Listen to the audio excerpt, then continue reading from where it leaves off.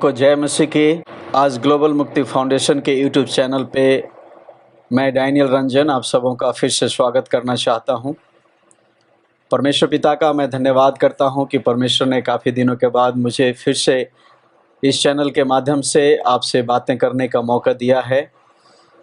मैं परमेश्वर का इसके लिए स्तुति करता हूं। इसके साथ साथ मैं परमेश्वर से प्रार्थना करता हूं कि आप जितने भी श्रोतागण हैं इस ग्लोबल मुक्ति फाउंडेशन में वचन को सुनते हैं, परमेश्वर आप सबों को व्यक्तिगत रीति से आशीष करे और दिन प्रतिदिन मसीह यीशु में बढ़ने में आपको सहायता करे। आज के मॉर्निंग मन्ना में मैं आप सबों का स्वागत करते हुए आज मॉर्निंग मन्ना के लिए मैं एक वचन को पढ़ना चाहता हूं, जो यूहन्ना रचित सुसमाचार की किताब उसके 6वें अध्याय और 38 पद से लिया गया है। यहाँ पर इस प्रकार से लिखा गया है, मैं अपनी इच्छा नहीं वरन अपने भेजने वालों की इच्छा पूरी करने के लिए स्वर्ग से उतरा हूँ। प्रियो, यहाँ पर ये यीशु मसीह का वचन है। यीशु यहाँ अपने शब्दों में बताते हैं कि वे पृथ्वी पर क्या करने के लिए आए थे, और इस एक वाक्य में हम इस बात का वर्णन देखते हैं कि इस पृथ्वी पर यीशु अपने पूरे जीवन के हर दिन में कैसे जिए।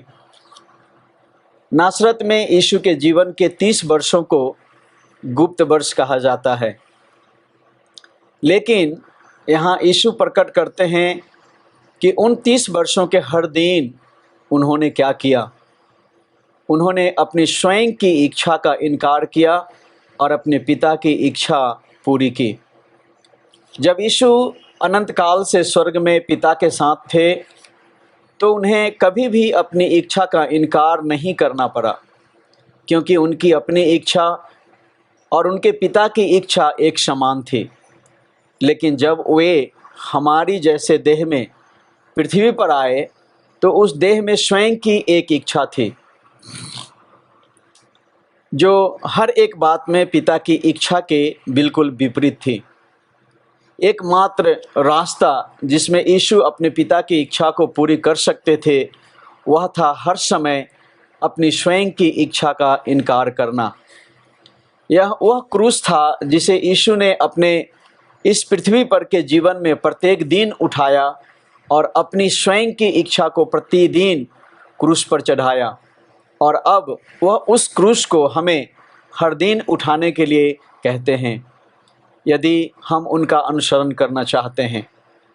इसलिए मरकुस रचित सुसमाचार की किताब उसके 8वें अध्याय और 34 पद में यीशु कहते हैं, जो कोई मेरे पीछे आना चाहे वह अपने आपे से इनकार करे और अपना क्रूस उठाकर मेरे पीछे हो ले। यह उनकी अपनी इच्छा का लगातार इनकार करना था जिसने यीशु को एक आत्मिक व्यक्ति बनाया। और यदि हम भी यीशु के समान आत्मिक व्यक्ति बनना चाहते हैं तो हमें भी प्रत्येक दिन अपनी इच्छा का इनकार करना होगा। आत्मिकता कोई ऐसी चीज़ नहीं है जो परमेश्वर के साथ एक मुलाकात से आती हो, बल्कि वह स्वयं की इच्छा के इनकार करने के मार्ग को प्रतिदिन, सप्ताह दर सप्ताह और वर्ष दर वर्ष लगातार चुनने और परमेश्वर की इच्छा को पूरा करने का परिणाम प्रिय होता है। यदि दो भाइयों के उनके उद्धार के 10 साल बाद की आत्मिक स्थिति के बारे में अगर हम सोचें तो मान लीजिए कि दोनों ने एक ही दिन नया जन्म पाया। अब एक आत्मिक परख रखने वाला एक परिपक्व भाई है जिसको परमेश्वर कलीसिया में बहुत जिम्मेदारी सौंप सकते हैं, लेकिन दूसरा अभी भी एक बच्चा है जिसको बिना परख के और जिसको लगातार दूसरों द्वारा खिलाए जाने की और प्रोत्साहित करने की ज़रूरत पड़ती है। ऐसा क्या है जिसने दोनों के बीच इतना अंतर लेकर आया है? इसका उत्तर है कि वे हर दिन छोटे छोटे निर्णय जो उन्होंने अपने मसीही जीवन के 10 वर्षों के दौरान लिए, यदि वे इसी तरह आगे बढ़ते रहे तो अगले 10 वर्षों में उनके बीच का अंतर और भी स्पष्ट हो जाएगा। और अनंत काल में उनकी महिमा की अलग अलग मात्रा में उतना ही अंतर होगा जितना 2000 वाट बल्ब और 5 वाट बल्ब द्वारा उत्सर्जित प्रकाश में प्रियों होता है। जैसा कि एक तारे से दूसरे के तारे के तेज में प्रियों अंतर होता है, जैसा पहला कुरिन्थियों 15:41 में लिखा है। ऐसी परिस्थिति के विषय में सोचें जहां आपको किसी एक भाई के बारे में जिसे आप पसंद नहीं करते हैं कुछ नकारात्मक कहने का प्रलोभन होता है, जो वहां उपस्थित नहीं है। आप क्या करेंगे? क्या आप उस प्रलोभन में पड़कर निंदा करेंगे या अपने आप का इनकार करके अपना मुंह बंद रखेंगे? किसी के विषय में बस बुरा कहने के कारण किसी को भी कभी भी परमेश्वर के द्वारा कुष्ठ रोग या कैंसर का दंड नहीं मिलता, और इसलिए कई लोग कल्पना करते हैं कि ऐसा पाप उनके जीवन को नष्ट नहीं करेगा। परंतु अफसोस, यह केवल अनंत काल में ही पता चलेगा, जब कई भाइयों और बहनों को यह एहसास होगा कि हर बार जब उन्होंने स्वयं को प्रसन्न किया, उन्होंने स्वयं को थोड़ा नष्ट किया। फिर जिस तरीके से उन्होंने पृथ्वी पर अपने जीवन को बर्बाद किया, इससे वे पछताएंगे। यीशु को भी नासरत में 30 साल तक इसी तरह के प्रलोभनों का सामना करना पड़ा। उन छिपे हुए वर्षों के बारे में लिखा गया है कि उसने अपने आप को प्रसन्न नहीं किया, जैसा कि रोमियो की किताब 15:3 में कहा गया है, क्योंकि मसीह ने अपने आप को प्रसन्न नहीं किया।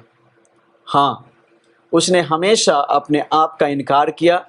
इस प्रकार उसने हर समय पिता को प्रसन्न किया।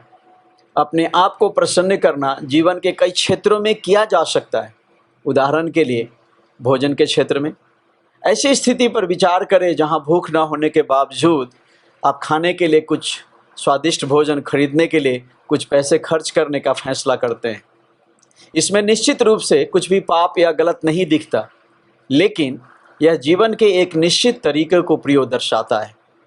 क्योंकि आपके पास पैसा है, आप जो पसंद करते हैं उसे खरीदते हैं, चाहे आपको उसकी आवश्यकता हो या ना हो। आप वही करते हैं जो आपको भाता है। अगर आपको कुछ खरीदने की इच्छा होती है तो आप उसे खरीद लेते हैं। अगर आपको कहीं जाने का मन करता है तो आप चले जाते हैं। अगर आपको देर तक सोने का मन करता है तो आप देर तक सोते हैं। इस तरह जीने का अंतिम परिणाम क्या है? भले ही आप नियमित रूप से सभाओं में जाते हैं, हर दिन अपनी बाइबल पढ़ते हैं, निश्चय आप अपना उद्धार नहीं खोएंगे, लेकिन आप निश्चित रूप से उस जीवन को बर्बाद कर देंगे जो परमेश्वर ने आपको उसके लिए जीने के लिए दिया था। दूसरी तरफ एक भाई अलग तरह से बर्ताव करता है। वह अपने शरीर को अनुशासित करने का फैसला करता है। जब वह भूखा नहीं होता है तो वह अनावश्यक रूप से कुछ भी नहीं खाने का फैसला करता है।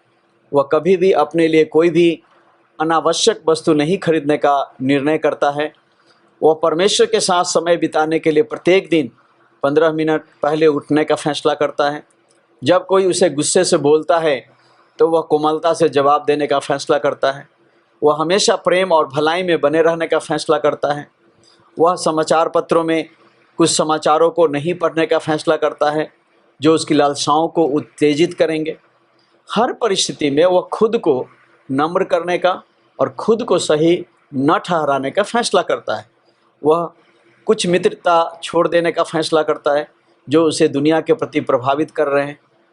अपनी इच्छा जो उसे प्रसन्न करती है को इनकार करने का लगातार निर्णय लेने से वह परमेश्वर मात्र को प्रसन्न करने की इच्छा में मजबूत होता जाता है। उस अनावश्यक वस्तु को न खरीदकर या 15 मिनट पहले बिस्तर से उठकर या प्रतिष्ठा की अपनी मानवीय भावना को त्याग कर और क्षमा मांगकर उसने क्या खोया? कुछ भी तो नहीं। लेकिन सोचिए कि उसने क्या पाया है। ऐसा व्यक्ति जो छोटी छोटी बातों में लगातार विश्वास योग्य बना रहता है, कुछ सालों में परमेश्वर का भरोसेमंद बन जाता है। बाइबल ज्ञान के कारण नहीं जो उसके पास होता है, लेकिन अपने जीवन में अपने आप को नहीं बल्कि परमेश्वर को प्रसन्न करने के छोटे छोटे फैसलों को लेने में उसकी विश्वासयोग्यता के कारण से होता है। कमज़ोर इच्छा रखने वाले प्रियो न बने। हर समय परमेश्वर को प्रसन्न करने के लिए अपनी इच्छा का प्रयोग करें। परिपक्व मसीही वही हैं जिनकी ज्ञानेंद्रियां अभ्यास करते करते अपनी इच्छा को सही दिशा में कई वर्षों तक प्रयोग करने के द्वारा भले बुरे में भेद करने में निपुण हो गई है। जैसा कि हम इब्रानियों की किताब 5:14 में पढ़ते हैं कि सयाने वे हैं जिनकी ज्ञानेंद्रियां अभ्यास करते करते भले बुरे के भेद में करने में निपुण हो गई हैं। इसलिए प्रियो, ठान ले कि आप परमेश्वर के सच्चे भक्त और सच्चे चेला बनेंगे। परमेश्वर इन वचनों के द्वारा आप सबों को आशीषित करे। आइए हम प्रार्थना करें। हे प्रभु यीशु, हम आपका धन्यवाद करते हैं कि आप इस पृथ्वी पर के जीवन को प्रत्येक दिन पिता की इच्छा को पूरा करने में लगे रहे। इसके लिए आपको क्रूस के रास्ते से होकर चलना पड़ा, फिर भी पीछे नहीं हटे। वैसे ही हम सबों की सहायता कीजिए कि हम सब भी अपने प्रत्येक दिन के जीवन में आपकी इच्छा को जानने और उसके अनुसार चलने में समय बिताएं, चाहे इसके लिए हमें भी क्रूस के रास्ते से क्यों न चलना पड़े। हे यीशु, हम अपना जीवन आपके हाथों में सौंप देते हैं। आप हमारी सहायता कीजिए। धन्यवाद, आपने हमारी प्रार्थना सुना। यीशु आपके पवित्र नाम से, आमीन। हे प्रिय भाइयों और बहनों, मैं आशा करता हूँ कि इस वचन के द्वारा आज आप आशीषित हुए हैं।